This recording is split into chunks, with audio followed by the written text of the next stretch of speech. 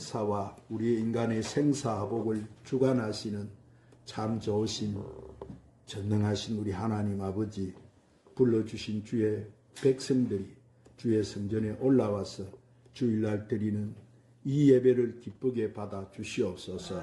주님, 지난 한 주간도 우리를 눈동자처럼 지켜주셨다가 이 거룩한 주일 아침 주님이 우리를 위해 흘려주신 그 보혈의 피를 의지하고 주의 제단 앞에 나오게 해주신 은혜를 감사드립니다. 이 시간 우리를 주님의 보혈로 깨끗하게 하시어서 우리가 주님 제단에 오늘도 떨어지기에 부족함이 없는 산제물들이 되게 하여 주시옵소서. 주님, 지금 이 지구촌은 아직도 온역과 지진과 전쟁으로 정치적으로 경제적으로 모든 것이 매우 어려운 상황입니다.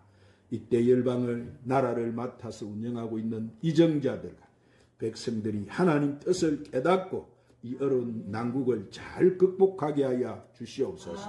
특별히 이 열방이 민족이 하나님을 떠난 패역한 길에서 속히 회개해서 하나님 앞으로 돌아오므로 회복되고 치료되는 역사가 일어나게 하여 주시옵소서. 진리의 성령님, 오늘도 저희들이 주님의 귀한 생명의 말씀을 듣게 하심을 감사합니다.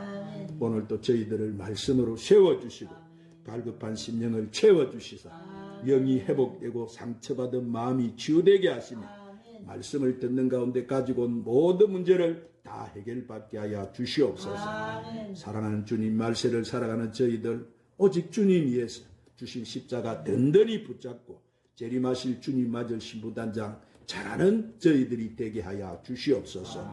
오늘은 특별히 주님 베푸르신 성찬을 받는 날인데 주님 떼속하신 그 사랑 잘 깨달아 성찬을 받기에 부족함이 없는 심령들이 되게 하여 주시옵소서. 오늘 성전에 오르지 못한 성도들도 기억하여 주옵시고 그들의 믿음도 회복시켜 주옵시고 이 귀한 주님 몸된 교회 예배 자리 잃지 않도록 붙잡아 주시옵소서. 예배 모든 시종을 우리 성령께 의탁하고 우리 구주 예수님의 이름으로 기도드리옵나이다. 오늘 하나님 앞에 와서 예배드리는 여름 심령과 가정과 직장과 사업이 한량 없으신 우리 주 예수 그리스도의 은혜와 하나님의 사랑과 성령의 충만한 축복이 충만하시기를 예수님의 이름으로 축원합니다. 주님은 여러분을 사랑하세요. 그래서 오늘 또 부르셨어요. 수고하고 무거운 짐진 자들아 다 내게로 오라. 내가 너희를 쉬게 하리라. 믿음이 없이는 하나님을 기쁘시게 하지 못한다고 해서 오늘 하나님 앞에 나가는 자는 반드시 그가 계신 것과 그가 자기를 찾는 자들에게 상을 주시는 이심을 믿어라 이러셨어요. 오늘 이 자리에 하나님 임재에 계심을 믿으시기를 바랍니다. 하나님 부르심에 응답한 여러분에게 오늘도 하나님은 은혜 주시고 큰 상을 베풀어 주실 줄 믿으시기를 바랍니다. 오늘 또 말씀을 듣기 전에 찬양 한 장 올리시고 말씀을 받도록 하십시다. 나는 행복해요.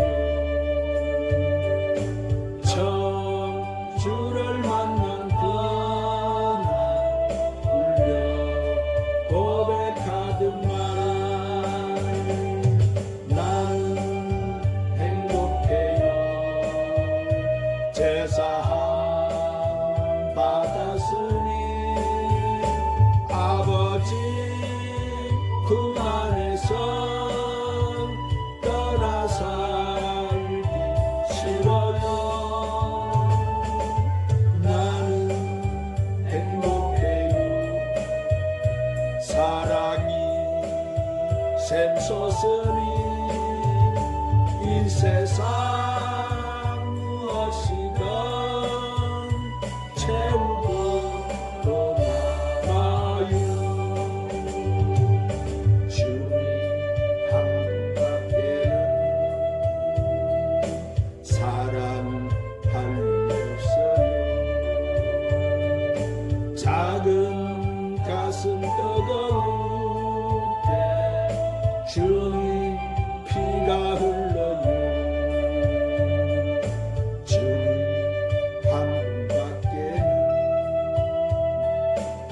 약속하였어요.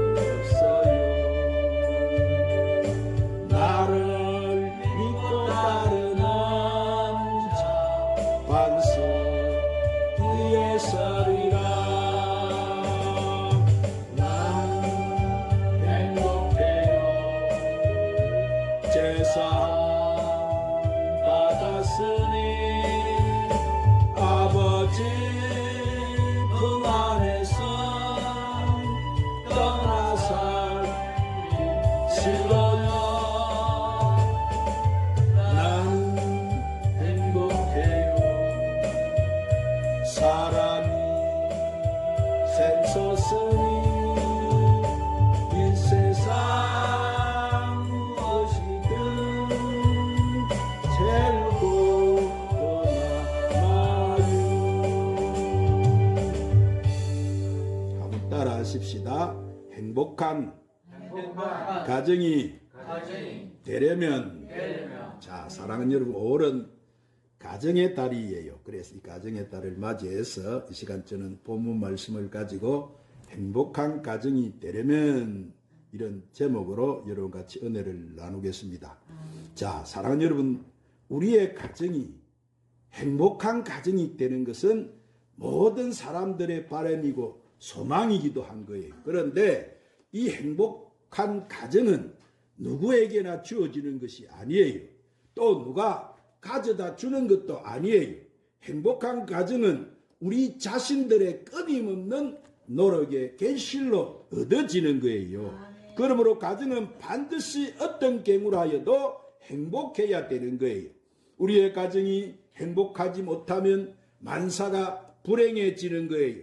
가정은 사회생활과 신앙생활에 크게 영향을 주는 곳이에요. 그래서 가정생활이 건전하지 못하면 사회생활도 건전할 수가 없고, 가정이 행복하지 못하면 신앙생활도 건전할 수가 없는 거예요. 그래서 가정을 작은 천국이라 이랬습니다. 하나님은 태초에 천지 만물을 창조하시고 아담과 하와를 창조하셔서 최초의 한 가정을 이루셨어요. 그리고 그 가정을 축복하셨습니다. 그러므로 구원은 개인의 문제이지만은 축복은 가정을 통하여 받는 거예요. 그래서 아브라함의 가정이 축복을 받았고, 그 축복은 대대로 가문에 이어져서 이삭의 가정이 축복을 받았고, 야곱의 가정이 축복을 받았고, 그의 12 형제들의 가정이 축복을 받았어요. 그러므로 우리들의 가정도 이미 하나님이 축복하신 가정이에요. 그러므로 여러분의 가정도 대대로 가문의 축복을 받아서 누리시기를 주님의 이름으로 축원합니다. 여러분, 이 세상에 행복한 가정보다 불행한 가정이 더 많아요. 그 행복은 물질이 돈이 많아서 얻어지는 것이 아니에요. 공부를 많이 해서 지식을 많아서 행복해지는 것도 아니에요. 명예가 가져다 주는 것도 아니에요. 그러면 우리의 가정이 어떻게 해야 행복한 가정이 되겠습니까? 자, 첫 번째로 부부가 연합해서 행복한 가정을 만들어야 되는 거예요. 한번 따라합시다. 부부가 연합해서 행복한 가정을 만들어야 합니다. 자, 성경이 가르쳐주는 가정과 인간 기여는 이와 같아요. 하나님께서 천지 만물을 지으시고 사람이 살 수 있는 가장 아름답고 행복한 에덴 나든을 만드신 후에 하나님의 행상과 모양을 쫓아가지고 아담을 지으셨어요. 그리고 이 아담을 위해서 공중의 새와 물고기와 각종 짐승들을 다 지어 놓았지만은 이것들이 아담의 배풀이 되지 못했어요. 그래서 하나님께서는 아담이 이 독차하는 것을 기뻐하지 않으시고 그 옆구리에 뼈를 취해서 하와를 만드시고 아담에게 데리고 왔어요. 하와를 본 아담은 반겨 말하기를, 창세기 2장 23절에 보니까 이는 내 뼈 중에 뼈요 살 중에 살이라, 그렇게 고백했어요. 이렇게 해서 인류의 최초의 가정이 탄생한 거예요. 그러나 마귀는 결사적으로 이 아담과 하와가 가정을 이루어서 자녀를 생산하고 하나님을 경외하고 가정을 통해서 하늘나라가 이 땅에 임하는 것을 막으려고 아담과 하와를 유혹했습니다. 동산에 있는 선악을 알게 하는 나무의 실과를 하나님께 먹지 말라고 말했는데 뱀은 하와를 깨워가지고 그 실과를 먹도록 해서 타락하게 만들어버린 거예요. 그러자 뱀 때문에 우리 조상 아담과 하와는 게임을 받아서 하나님을 반역하고 하나님을 이렇게 이유로 제하게 이 가정이 들어오게 되어진 거예요. 그래서 남편과 아내 간에 끊임없는 미움과 갈등이 있고 부모와 자식 간에 분리가 있고 형제 간에 암투와 투쟁이 있고 파괴가 연속되어 왔어요. 가정의 파괴가 결국 어떻게 됩니까? 결국 사회와 국가와 민족의 나라를 파괴로 연속되어져서 오늘 또 전쟁과 전쟁이 끊임이지 않는 피 흘리는 세계를 만들어버리고 마른 거예요. 그래서 우리가 행복한 가정을 만든다는 것은 행복한 사회, 국가, 세계를 만드는 가장 기초인 거예요. 그러므로 여러분의 가정은 다 하나님의 말씀을 쫓아서 이 마귀의 계계를 물리치고 어떻게 하든지 그리스도 안에서 행복한 가정을 만들기에 노력하고 기도하시기를 주님의 이름으로 축원합니다. 그러면 행복한 가정이 되려면 어떻게 해야 됩니까? 자, 두 번째로 아내는 아내에 대한 의무를 다하고 남편은 남편에 대한 의무를 다해야 됩니다. 한번 따라합시다. 아내는 아내에 대한 의무를 다하고 남편은 남편에 대한 의무를 다해야 합니다. 자, 성경 에베소서 5장 22절에 24절에 보면은 아내들이여 자기 남편에게 복종하기를 죽게 하듯 하라 그렇게 기록이 되어 있습니다. 아내와 이 남편에 대한 의무는 세월이 흘러가고 아무리 남녀의 교육 수준이 향상이 되고 남녀의 권리가 동등하다고 할지라도 가정에서만은 하나님이 만드신 이 질서를 분명히 지켜야 되는 거예요. 그래서 하나님께서는 뭐 했습니까? 아내에게 먼저 행복한 가정을 만들기 위해서 교훈을 하고 계시는 거예요. 이 말씀은 아내는 남편을 귀하게 생각하고 존경해야 된다고 하는 말씀이에요. 그리고 아내는 남편에게 복종할 의무가 있다고 말씀합니다. 그래서 베드로전서 오늘 3장 1절 6절에 아내 된 자들아 이와 같이 자기 남편에게 순종하라. 사라가 아브라함을 주라 칭하여 복종한 것이 하라 그랬습니다. 그러므로 남편과 아내의 관계는 아내는 남편을 어떻게 해야 되는 거예요? 존경해야 되고 그리고 가정생활에 남편의 머리로 삼고 복종하는 그런 위치에 놓여 있는 거예요. 그뿐 아니라 아내는 돕는 배필의 의무를 다해야 되는 거예요. 그래서 아내는 영적으로 정신적으로 남편을 위로해주고 격려해주고 용기를 주어야 되는 거예요. 남편들은 낙심을 잘합니다. 이러므로 돕는 배필의 직무라는 것이 얼마나 여러분 중요한지 몰라요. 그 다음 생활 면에서도 아내들은 끊임없이 남편의 부족한 점을 격려해주고 온전한 남편, 아버지, 사회인이 될 수 있도록 도와주어야 되는 거예요. 언제나 이 세상에 훌륭한 남편 뒤에는 누가 있었습니까? 훌륭한 부인들의 도움이 있었던 거예요. 그뿐 아니라 부인은 따뜻한 가정의 분위기를 만들 책임이 있는 거예요. 남편이 이 세상 생존 경쟁에 지치고 피곤해서 집에 올 때 가정에 따뜻하고 아늑한 분위기로 품어주고 모든 스트레스를 풀어줘야 되는 거예요. 이처럼 행복한 가정을 만들어가는 남편보다는 아내의 책임이 더 크는 거예요.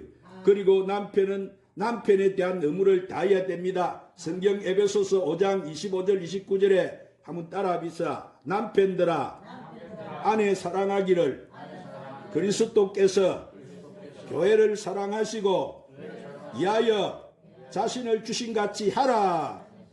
자, 이 말씀은 아내를 귀히 여기라는 명령이에요. 아내를 누가 주셔서요? 하나님이 귀한 선물로 주셨다고 말씀합니다. 그러므로 남편은 아내를 하나님이 주신 귀한 보화로 여기고 귀하게 대접하고 귀하게 보호하라는 거예요. 그뿐 아니라 아내를 사랑하라고 성경은 말씀하고 있습니다. 자, 남편을 사랑하라는 말은 없지만 아내를 사랑하라고 성경은 가르치고 있어요. 자, 사랑은 내가 받는 것이 아니라 사랑은 주는 거예요. 할렐루야. 그렇기 때문에 남편은 아내와 결혼을 해서 살면 아내에게 관심을 기울여주고 그리고 사랑을 해주어야 되는 거예요. 그래서 아내 주위에 사랑이라는 이 울타리를 쳐줌으로써 말미암아서 안심하고 편안하게 살 수 있도록 해줘야 되는 거예요. 그래서 성경은 아내를 갖다가 제 몸과 같이 사랑하라. 교회가 죄를 짓고 불의를 하고 추악하고 버림받을 때 뭐예요? 그리스도께서 교회를 대신해서 십자가를 걸머지고 피를 흘려서 영혼을 구원해 준 것처럼 수고하고 무거운 짐을 남편이 걸머지고 아내를 편안하게 살도록 만들어 주라고 성경은 그렇게 말씀하고 있습니다. 자, 세 번째로 부모는 자녀를 바르게 키우고 자녀는 부모에게 순종해야 되는 거예요. 한번 따라합시다. 부모는 자녀를 바르게 키우고 자녀는 부모에게 순종해야 합니다. 자, 여러분, 자녀는 개인의 소유가 아니라 누가 주신 기업이에요? 하나님이 주신 기업이에요. 우리의 모든 사람에게 하나님은 자식을 기업으로 주셨어요. 자녀 양육은 하나님이 주신 사업이기 때문에 나중에 하나님께서 반드시 그 열매를 요구하신다는 사실이에요. 그러므로 부모가 자식을 키우되 자기의 욕심을 성취하기 위해서 도구로 삼아서는 안 되는 거예요. 자녀 교육은 부모가 거울인 거예요. 자녀들은 누구를 보고 배웁니까? 바로 부모를 보고 배우는 거예요. 아버지 어머니가 화목하면 화목하게 살아야 되겠다. 싸우면 우리도 싸워야 되겠다. 아버지 어머니가 거짓말을 거짓말을 하면은 우리도 거짓말을 하고 살아야 되겠다. 이렇게 어머니 아버지가 바로 자녀의 거울이 되는 거예요. 그렇기 때문에 아들 장가 보내려고 하면은 그 집에 가서 누구 봐야 되는 거예요? 며느리 될 사람 누구 보면 알아요. 그 어머니 보면 아는 거예요. 며느리 구할 때 어머니를 보면 그 딸이 어떠하다는 것을 알 수 있는 거예요. 사위를 볼 때도 그 사위 아버지를 보면 그 사위가 어떠한 것을 알 수 있는 거예요. 왜냐하면은 자녀들은 부모를 모델로 해서 자기의 모든 언어, 심사, 행동을 성장시키기 때문인 거예요. 그러므로 자녀들은 부모의 삶을 그 모델로 삼기 때문에 부모가 처음부터 주님을 경배하고 주 안에서 화목하게 살면 이것이 자녀들에게는 깊이 뿌리가 내리는 거예요.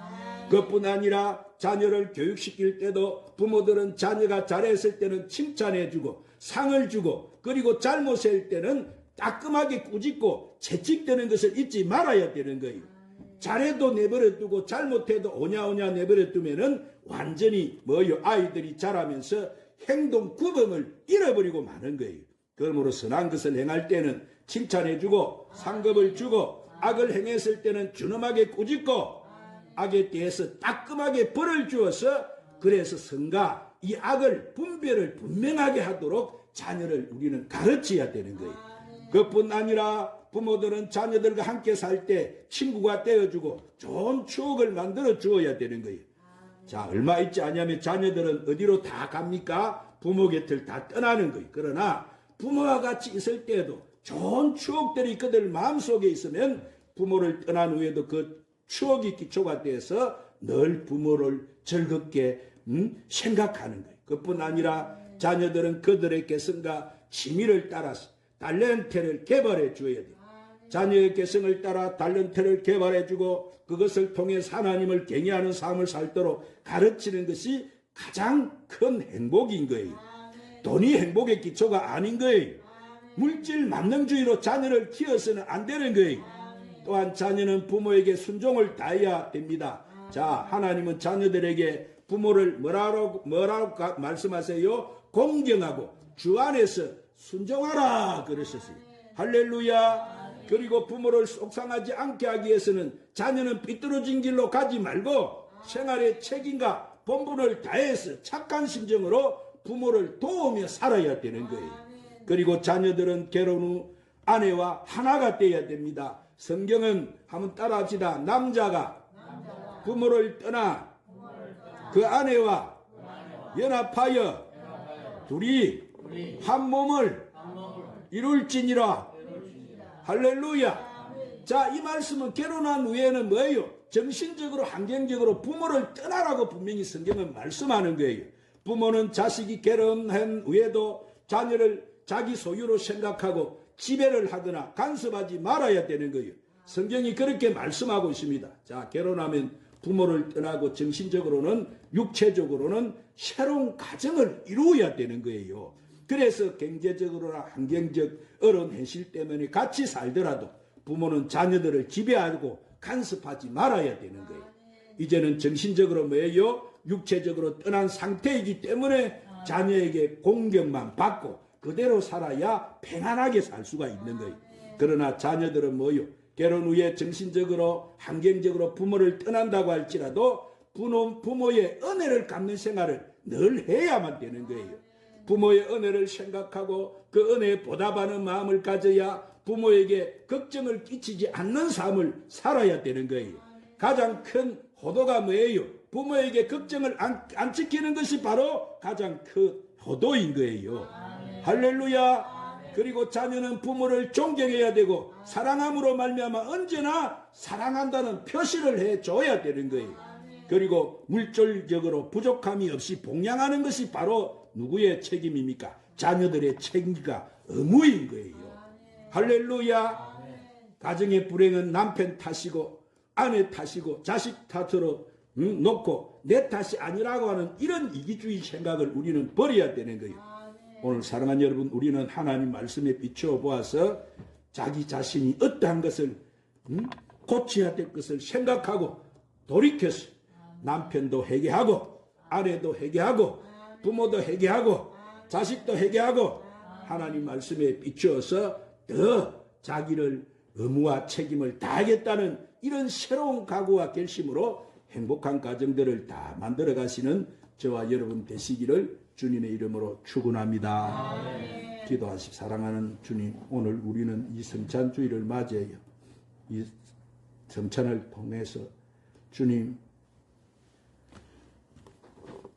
주님의 살과 피를 마시게 하심을 감사합니다. 오늘 또 주님 귀한 생명의 말씀으로 우리를 축복해 주시니 너무나 감사합니다. 하나님께서 세우신 우리들의 가정 주시는 말씀대로 우리가 잘 지켜서 우리 가정들은 다 행복한 가정으로 세워가는 저희들이 되게 하여 주시옵소서. 특별히 베푸르시 성찬을 받는 날인데 주님이 우리의 영과 눈을 열어서 주님이 나를 위해 지신 그 십자가에 동참해서 주님이 베푸르신 성찬을 받게 하여 주시옵소서. 예수님의 이름으로 기도드리옵나이다.